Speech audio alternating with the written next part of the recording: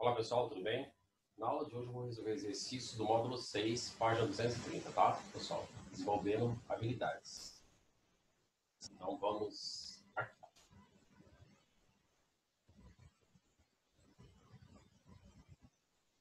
Ó, na questão número 1, página 230, desenvolvendo habilidades, o cara fala assim: uma pesquisa de mercado foi realizada entre consumidores das classes sociais A, B, C e D, que costumam participar de promoções do tipo sorteio ou concurso. Os dados comparativos expressos no gráfico revelam a participação desses consumidores em 5 categorias: via correios, via internet, via mídias sociais e via SMS ou via rádio/TV. Tá, aqui o gráfico mostra o seguinte: tem a legendinha, né? Então, correios, internet, mídias sociais, SMS, rádio e TV. Uma empresa vai lançar uma promoção utilizando apenas uma das categorias nas classes A e B e uma categoria nas classes C e D. Então, a promoção tem que ser uma para as classes A e B e outra classe C e D. De acordo com o resultado da pesquisa, para atingir o maior número de consumidores das classes A e B e C e D, a empresa deve realizar a promoção respectivamente via... Então, gente, para a classe A, o gráfico, ó, a coluna que está mais alta é da internet. Então, na classe A e B, ele vai ter que usar a internet. Na classe C e D, ele utiliza correios. Por isso que a resposta é a letra B, certo? Internet e correios. Questão número 2. O polímero de PET é um dos plásticos mais reciclados em todo o mundo, devido à sua extensa gama de aplicações. Entre elas, fibras têxteis, tapetes, embalagens, filmes e cordas. Os gráficos mostram o destino do PET reciclado no Brasil, sendo que no ano de 2010 o total de PET reciclado foi de 282 quilotoneladas. Pessoal, então uma coisa interessante aqui, ó, o gráfico da esquerda ele mostra o destino de todo o PET reciclado. Então, por exemplo, o têxteis 37,8, o resinas 18,9, embalagens de alimentos 17,2 e assim por diante. Só que o gráfico da direita, ele fala assim, os finais dos têxteis. Então ele está fazendo um recorte aqui, ó. Ele está pegando esse 37,8 e dividindo ele aqui de novo como 100% dos têxteis e a aplicação de cada um. Por exemplo, tecidos e malhas, 30%, não tecidos, 43%. Cerdas, cordas, 27%. Agora, ele pergunta, de acordo com os gráficos, a quantidade de embalagens PET recicladas destinada à produção de tecidos e malhas em quilotoneladas é igual a aproximadamente de... Pessoal, então eu preciso calcular quanto que é 37,8% de 282 e desse resultado calcular 30% desse número para tecidos e malhas. Então, posso fazer um produto, só um único produto. Então, 0,378 vezes 0,3 vezes 282, 282. Isso dá aproximadamente 32 quilotoneladas. Então, resposta, letra C. Então, lembrando, esses tecidos aqui, os finais, ele é um recorte desse, 37,8. Por isso que eu calculo quanto que é 30% de 37,8 de 282 quilotoneladas, tá bom?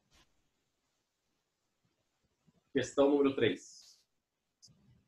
A tabela apresenta os registros de ocorrência de acidentes de trabalho por categorias econômicas no Brasil, no mês de julho de 2001. Então, ele coloca aqui, ó, a atividade, a quantidade total de empregados nesse setor e o número de afastamentos por acidente. Por exemplo, agropecuária e extrativismo. Ele tem um total de 1.414.000 empregados. Desses, 8.000 estão afastados, foram afastados por acidente de trabalho. Certo? E ele vai falando aqui, categoria por categoria. Considerando os dados dispostos na tabela, uma pessoa que pretende ingressar no mercado de trabalho decide pela ocupação de menor grau de risco de acidente de trabalho. Sabendo que o grau de risco é a probabilidade de ocorrência de acidente de trabalho em categorias de atividade econômica, sua opção é se empregar na atividade econômica, que é a que tem a menor probabilidade. Então, pessoal, eu preciso dividir, ó, o número de afastamentos pelo total de empregados. Dividindo 8.000 por 1.414.000, isso dá 0,57%. Então, o que vocês vão fazer? Divide o primeiro, divide 8.000 por 1.414.000. O resultado que dá, você vai multiplicar ele por 100. Porque a tabelinha ali já está mostrando o resultado em porcentagem. Então, por exemplo, se eu divido 8.000 por 1.414.000, certo? Então, eu tenho que pegar 1.414.000. Isso vai dar 0,005657. Então, ele foi aproximado. Gente, isso é menos de 0,5%. Então, se você fizer a divisão e multiplicar por 100, isso vai dar 0,057. Por isso que dá, então, menos de 0,5%. Na indústria leve, eu pego 24.000, divido por 2.031.000, deu 1,18%. E assim por diante. Quando a gente pegar a administração pública, tem 2.000 afastamentos, dividido por 1.138.000. Quando eu divido esse número por esse, vai dar 0,18%. De novo, menos de 1%. E esse aqui é o menor índice, né? Então, portanto, a pessoa deverá optar pela administração pública, pois representa risco de aproximadamente 0,18%, ok? Pessoal, questão 4. A questão 4, ela já está na página 231, certo? Então, ele fala assim: o Ministério da Saúde e as unidades federadas promovem frequentemente campanhas nacionais e locais de incentivo à doação voluntária de sangue em regiões com menor número de doadores por habitante, com o intuito de manter a regularidade dos estoques nos serviços hemoterápicos. Em 2010, foram recolhidos dados sobre o número de doadores e o número de habitantes de cada região, conforme o quadro a seguir. Então, olha aqui, gente, por exemplo, na região Nordeste, a taxa de doadores por habitante, então ele pega o número de doadores e divide pelo número de habitantes e, de novo, multiplica por 100 para achar em porcentagem. Então, o Nordeste está de 1,5, Norte 1,5, Sudeste 1,9, o Centro-Oeste 2,6, Sul 2,5. A média nacional é de 1,9. Os resultados obtidos permitiram que os estados, municípios e o governo federal estabelecessem as regiões prioritárias do país para a intensificação de campanhas de doação de sangue. A campanha deveria ser intensificada nas regiões em que o percentual de doadores por habitante fosse menor ou igual ao do país. Então, o do país é 1,9. Então, as regiões que têm índice menor ou igual devem ter campanhas.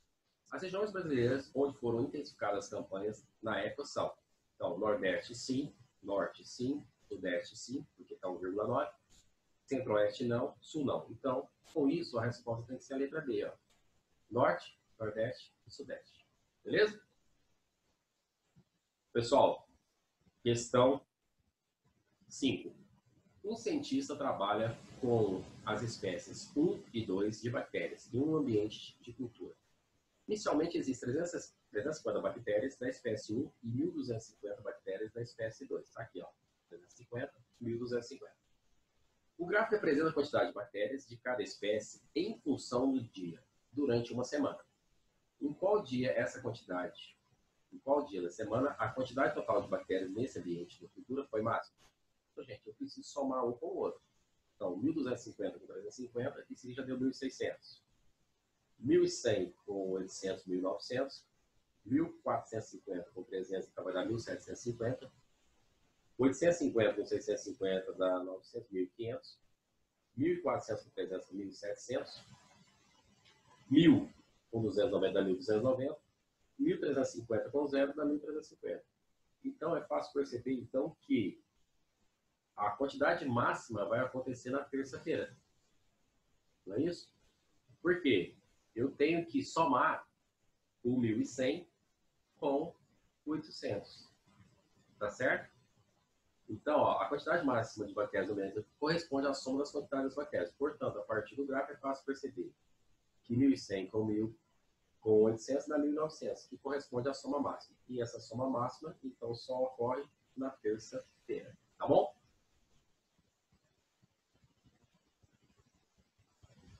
Questão número 6. O índice de eficiência utilizado por um produtor de leite para qualificar suas vacas é dado pelo produto do tempo de lactação em dias, pela produção média de leite em quilogramas, dividido pelo intervalo entre partos em meses. Para esse produtor, a vaca é qualificada como eficiente quando esse índice é no mínimo de 281 kg por mês. Mantendo sempre as mesmas condições de manejo, alimentação, vacinação e outros, na comparação de duas ou mais vacas, a mais eficiente é a que tem o maior índice. Então, a tabela aqui apresenta os dados coletados de 5 vacas. Então, por exemplo, no caso da malhada, né? Vou botar aqui. Então, o que a gente tem? Tempo de lactação, 360, produção média diária de 12 quilos, intervalo de partos, 15. Então, de acordo com a tabela, o que a gente vai precisar fazer? Pegar 360, multiplicar por 12, o resultado dividir por 15. Isso vai determinar qual que é o índice de eficiência de cada uma das vacas. Após a análise dos dados, o produtor avaliou que a vaca mais eficiente é... Então, gente, considerando a tabela aqui, eu coloquei o tempo de lactação, a produção e o intervalo entre partos. E coloquei na forma aqui, que a gente vai ter que usar. O índice, então, vai ser dado por quê? O índice de eficiência pelo tempo vezes a produção dividido pelo intervalo entre partos. Então, se eu faço 360 vezes 12 dividido por 15, está 288. 310 vezes 11 dividido por 12, 284,2.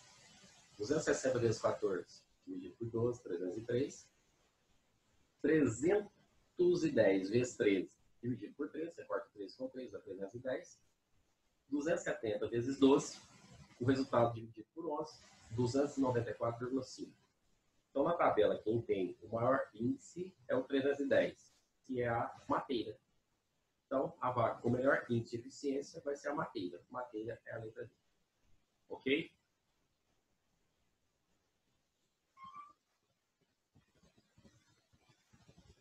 Questão 7. Gente, a questão 7 fala assim: a taxa de fecundidade é um indicador que expressa a condição reprodutiva média das mulheres de uma região e é importante para uma análise da dinâmica demográfica dessa região. A tabela apresenta os dados obtidos pelo censo de 2000 e 2010, feitos pelo IBGE, com relação à taxa de fecundidade no Brasil. Então, a gente percebe que a taxa de fecundidade no ano de 2000 era de 2,38, enquanto de 2010, 1,9, ou seja, está acontecendo um decréscimo, está reduzindo. Suponha que a variação percentual relativa na taxa de fecundidade no período de 2000 a 2010 se repita no período de 2010 a 2020. Então, ele está falando que a mesma taxa de variação que ocorreu, ou seja, o mesmo decréscimo em porcentagem de 2000 a 2010 se repita de 2010 para 2020. Ele quer saber, então, nesse caso, em 2020, a taxa de fecundidade no Brasil estaria mais próxima de... Então, gente, variação percentual. Eu posso falar o seguinte. Variação percentual. O que acontece aqui? Eu pego o valor final menos inicial e divido pelo inicial. Então, eu pego 1,9 menos 2,38 e divido por 2,38. O resultado dessa divisão eu multiplico por 100 para passar para a porcentagem.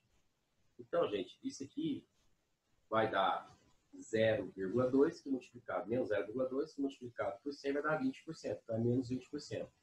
Então, acontece sempre um decréscimo de 20% nesse período de 10 anos. Detalhe, se alguém não quiser fazer pela forma de variação percentual, é só colocar 2,38 representa 100%.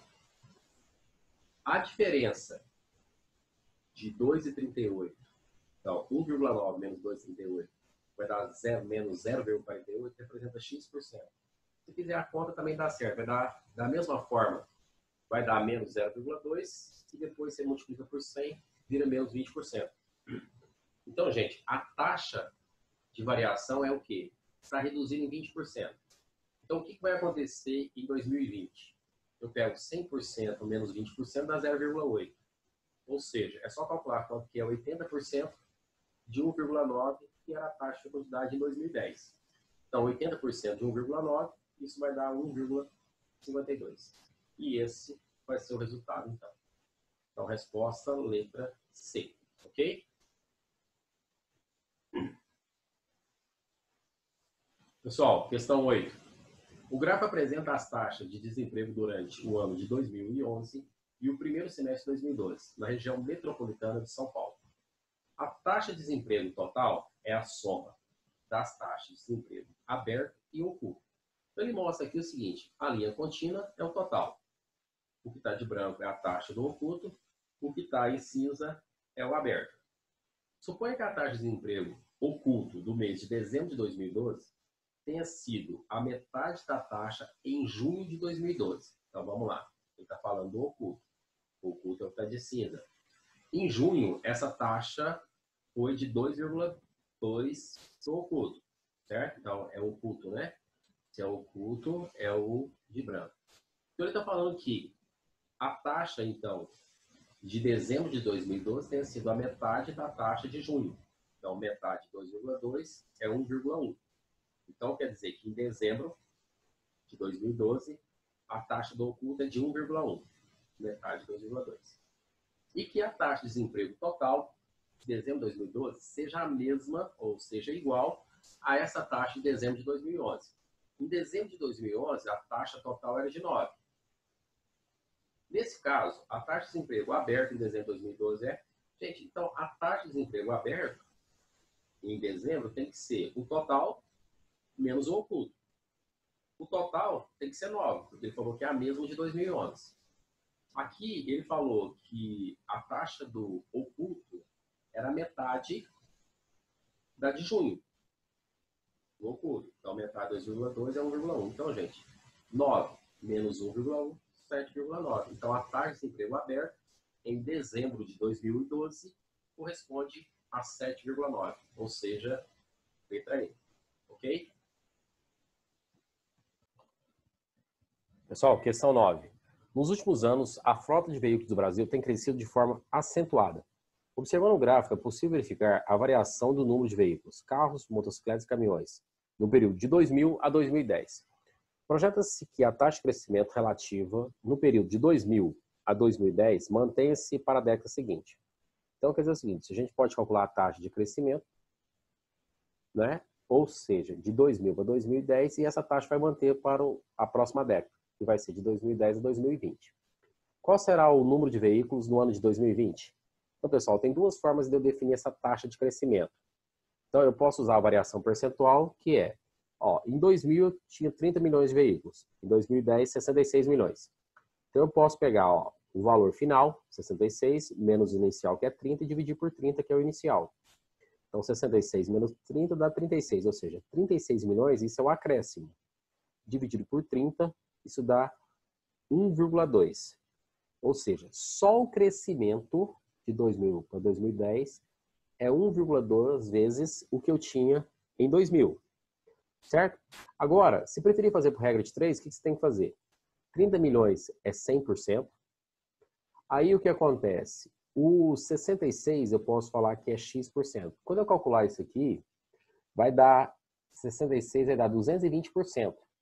Então, o que a gente precisa fazer depois? Para calcular em 2020, eu vou falar que 66 milhões representa 100% e que 220% corresponde a X. Então, dá para encontrar por aí. Ou se não, o que está feito aqui, valor final menos inicial dividido pelo inicial, dá 36 sobre 30, dá 1,2. Quer dizer que o crescimento, a taxa de crescimento é de 1,2. Com isso, para calcular o valor final, a gente pega o valor inicial, que é de 66 milhões em 2010, e multiplica por 1, mais o aumento, que é de 1,2, que é 120% de aumento. Então, dá 66 vezes 2,2, isso dá 145,2 milhões de carros. Alternativa, letra E. Pessoal, na questão 10, o cara fala assim: uma empresa de alimentos oferece 3 valores diferentes de remuneração a seus funcionários, de acordo com o grau de instrução necessária para o cargo. No ano de 2013, a empresa teve uma receita de 10 milhões de reais por mês e um gasto mensal com a folha salarial de 400 mil, distribuídos de acordo com o gráfico 1. Então, olha aqui, como é que está a distribuição salarial? As pessoas que têm ensino fundamental ficam com 12,5% de 400 mil. As pessoas que têm ensino superior também ficam com 12,5%. E as pessoas que têm ensino médio ficam com 75% desses 400 mil, que é a folha salarial. Já o gráfico 2, ele mostra o quê? Então, os demais custos da empresa serão constantes, de 2013 para 2014. O número de funcionários de 2013 e 2014 por grau de instrução está no gráfico. Então, olha aqui. Ensino fundamental, eu tenho 50 em 2013, 70 em 2014. Ensino médio, eu tenho 150 em 2013, 180 em 2014. Enquanto o ensino superior, tenho 10 em 2013 e 20 em 2014. Qual deve ser o aumento na receita da empresa para que o lucro mensal em 2014 seja o mesmo de 2013? O que acontece? Então, para que esse lucro seja o mesmo, eu vou ter que aumentar na receita o que eu gasto com os novos funcionários, certo? Assim, pessoal, em 2013, a empresa gastou 12,5% de 400 mil com as pessoas que têm ensino fundamental. Então, 12,5% de 400 mil é 50 mil. Da mesma forma, quem tem ensino superior ficou com 12,5% desses 400 mil, que também é 50 mil. E quem tem ensino médio fica com 75% da folha, que é de 400 mil, então 75% de 400 mil vai dar 300 mil. Então, eu defini quanto que cada faixa ganha na massa, né, salarial. Então, o que acontece? Agora, precisamos do seguinte, para que a empresa não altere o seu faturamento, o que acontece? Não altere o lucro mensal, ela tem que aumentar a receita. Então, ó, qual deve ser o aumento na receita da empresa para que o lucro mensal de 2014 seja o mesmo de 2013? Então, ele tem que aumentar na receita o que ele vai gastar com os novos funcionários. Então, no ensino fundamental, aumentou de 50 para 70. Então, 70 menos 50 dá 20 funcionários. Inicialmente, eles ganhavam em 2013 50 mil, todos eles. Se eu pegar 50 mil e dividir por 50, isso dá 1.000, multiplicado por 20, 20 mil. Então, ele precisa aumentar em 20 mil a receita para pagar os funcionários com ensino fundamental. Já as pessoas que têm ensino médio, ele gastava 300 mil. Então, se eu pegar 300 mil e dividir por 150, que é o número de funcionários que ele tinha no início, dá 2 mil. Então, fica 2 mil multiplicado por cada um dos funcionários a mais. 180 menos 150 dá 30. 30 vezes 2 mil, 60 mil. Já quem tem ensino, no caso, o superior, o que ele vai acontecer? Ele tinha 10 e aumentou 20. Foi para 20. Então, quer dizer que ele aumentou 10. Então, se eu pegar aqueles 50 mil e dividir por 10. Vou saber quanto cada um deles ganhava. Ganhava 5. Só que quando eu multiplico por 10, porque teve um acréscimo de 10, eu volto em 50 mil. Então não alterou. Precisa aumentar, né? Mais 50 mil. Então tá aqui. Então, ó, aumenta 20 mil com ensino fundamental, 60 mil com ensino médio, 50 mil com ensino superior. Somando tudo, 130 mil. Então, esse é o aumento necessário para que ele não tenha alteração no seu lucro mensal em 2014. Resposta, letra B de bola, está aqui, 130 mil. Pessoal, dos desenvolvendo habilidades, terminou. Eu coloquei essa questão aqui, que é uma questão dos complementares da parte 235, questão 7. E muita gente me pergunta a respeito dessa questão. Ó, o gráfico informa o percentual de variação do PIB brasileiro em 3 setores produtivos, quando comparado com o mesmo trimestre do ano anterior, em um período de 7 trimestres. Então, por exemplo, aqui ele traz uma legenda, ó.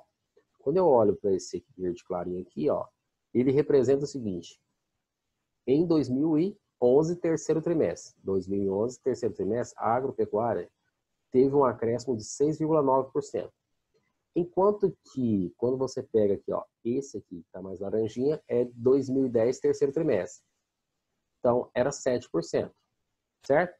Mas esse aqui é o seguinte, em relação ao trimestre do ano anterior. Então, esse aqui cresceu 7% em relação a 2009. Já aqui, ele cresceu o quê? 6,9% em relação a 2010. Comparando-se os dados do gráfico, verifica-se que no terceiro trimestre de 2011, então é o 2011/3 tracinhos, que está aqui, ó. Quando comparado com o terceiro trimestre de 2010, então 2010/3 tracinhos, o PIB dos setores da agropecuária, indústria e serviços, respectivamente, caiu, avançou, caiu, avançou. Vamos ver o que acontece. Quando a gente fala da agropecuária, em 2011, teve um acréscimo de 6,9% em relação ao que tinha em 2010. Quando ele fala na indústria, esse crescimento foi de apenas 1%. Ó, é o verdinho que é o terceiro trimestre. E já o serviço teve um aumento de 2%. Então, avançou 6,9% agropecuária. Avançou 1% na indústria. E avançou 2% no serviço em relação a 2010, certo? Então, com isso, a resposta é a letra E. Tá bom, pessoal? Pessoal, é isso aí, então. Então, ó, nessa aula eu resolvi, então, 11 exercícios. Os 10 exercícios do desenvolvendo habilidades e 1 exercício dos complementares, tá bom? Pessoal, até a próxima.